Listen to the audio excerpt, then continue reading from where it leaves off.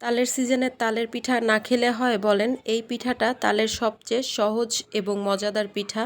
আপনারা যদি একবারও বানিয়ে না ট্রাই করে থাকেন অবশ্যই ট্রাই করবেন।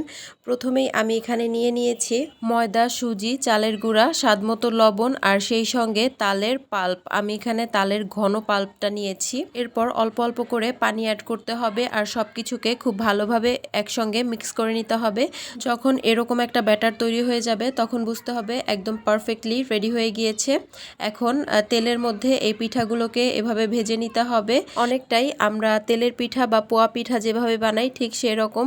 দেখতেই পাচ্ছেন প্রত্যেকটা পিঠা কতটা বেশি ফুলকো হয়েছে আর অনেক বেশি সফট হয়েছে, কারণ আমি এখানে ময়দা ব্যবহার করেছি।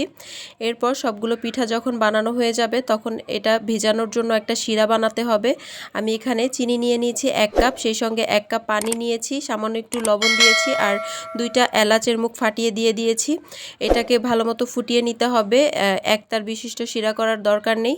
এরপর সবগুলো পিঠা একে একে দিয়ে দিয়েছি আর ওয়েট করতে হবে 2 থেকে 3 ঘন্টা। ব্যাস রেডি।